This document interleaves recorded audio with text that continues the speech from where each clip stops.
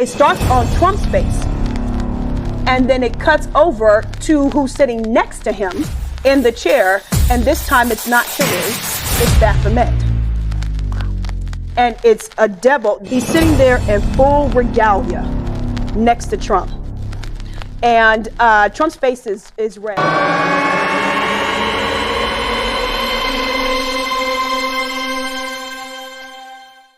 We often want to just keep the prophecy in the realm of what we've been exposed to and not the realm of what God's been exposed to. Prophecy brings you into what God has been exposed to, not what you've been exposed to. Which is why if you limit it to just what you know and don't go research, you can come away with a perverted or distorted thing. Is that not true? 1,000%. I mean, because we've done that. Yeah. I mean, that's the way we've approached it. So when we got to the time of the time for the elections, I had a peculiar dream that repeated itself 3 times in a row. Wow. All right, y'all ready for this? We ready. 3 times in a row, and I didn't think of anything of it at the time because it's in my journals. Because again, this was way back in 2016. I wasn't mic hopping. So this is what happened at 2016. I'm sleeping. And at that time, we used to get up for, well, we still do, but I get up for 5:30 in the morning prayer. But then at that time, after we went to prayer for 5:30 with our team, we would, as the leaders, would get up and pray with our leader, Dr. Price, afterwards. And so it was during that particular season. So after I did the prayer time with our team, I laid back down and began to doze off into a nap in between the times of the prayer. And as I was doing so, in the dream, now in the natural, that wasn't so, but when I dozed off into the dream, my television was on, and it was on a news channel. And on this particular news channel, this news correspondent, can't tell you which channel it was or who it was, but this news correspondent is interviewing Hillary Clinton and Donald Trump. So he's interviewing both of them, which is in a weird way, because it would not necessarily be done like that. They wouldn't be side by side with each other in front of a news desk having that kind of exchange. So I thought that was interesting, and there might be some symbology there as to how influential the news would be in the election. That could be why. But they're at the news media, at the desk, on the news channel, at the desk, and the news anchor asked them a question that he wants both of them to respond to, like you would at a debate.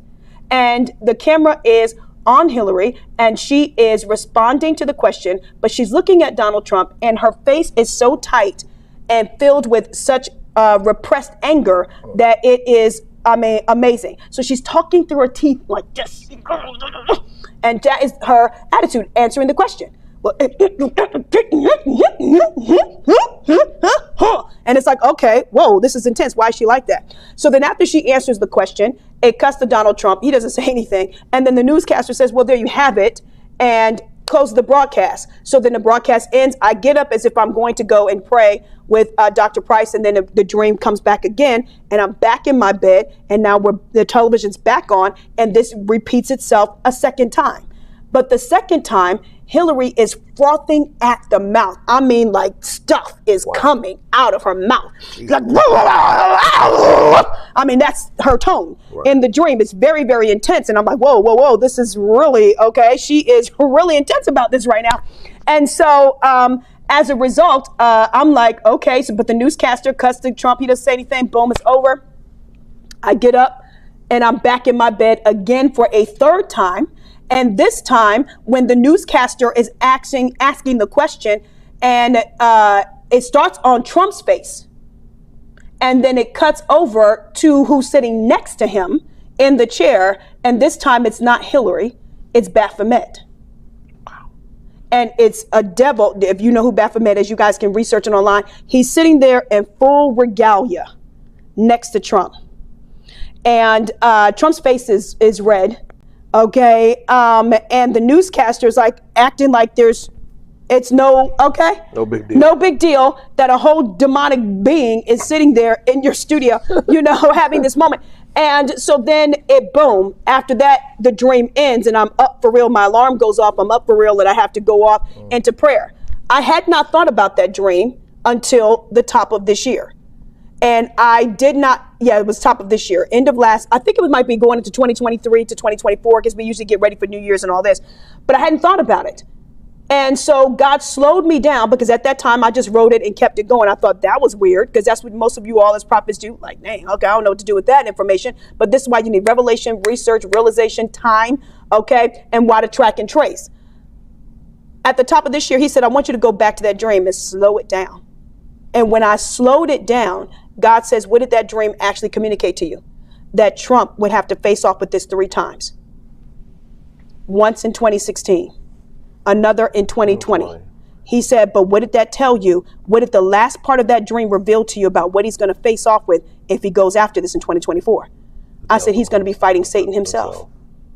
And he said, right. And he told me that in 2024, when I went back, 2016, when I went back and looked at the dream, he went back and told me, showed me, he said, remember, I told you he was going to have to face off with Satan himself for this nation. So there's a combination of things that we're about to see as we get ready for this particular presidency that goes beyond just who's going to be sitting in that seat, but it's also going to be dealing with the powers that are about to be unleashed on the planet, okay, to stop this bid for righteousness, this bid to preserve the earth. And we're going to get hit as a planet in a very dramatic way. And I never paid attention to it. Right. That was what we're going to be dealing with. So when God began to talk to me about this presidency issue, okay, which was about 3 months ago, which would have been about maybe a month or 2 after he made me slow down this dream. I know, isn't that crazy to say? Yeah. I know, he's gone. He's already tracked. You're tracking and tracing in your brain. I know. And I'd love to get your feedback on the dream here, but that's what kind of led up to him saying that that Trump was going to face off with literal hell and with literal darkness for this particular nation, and that it was not going to be an easy road for him. Okay, because we act like that when he gets in office, it's going to be a magic bullet. Right. And that everything's going to just go back to where it was. And he's just going to stop all this, Biden and Democrat crazy nonsense or whatever it is. And we're going to be like, hey, going back to, partying like it's 1999. We're not. And he was showing me how we have to be prepared for what's going to try to stop this particular thing. And that's what led me to, I said, well, God, what is coming then? What does that look like? And then he began to talk to me about the 90 days without a president. And that's when I began to stop and say, and of course, I shared this with him months back. And now we're on the show, okay, talking about it to you all and trying to piece together what those 2 realities are actually communicating. What this means for him to face off with this demonic power in the earth. What does 90 days without a president actually refer to? Are we talking about Biden? Are we talking about Trump? Are we talking about something that happens pre-election? Are we talking about something that's going to try to stop the November elections, or something that's post-election, when we're thinking about tracking and tracing the time frame and why there would be a halt on the presidency?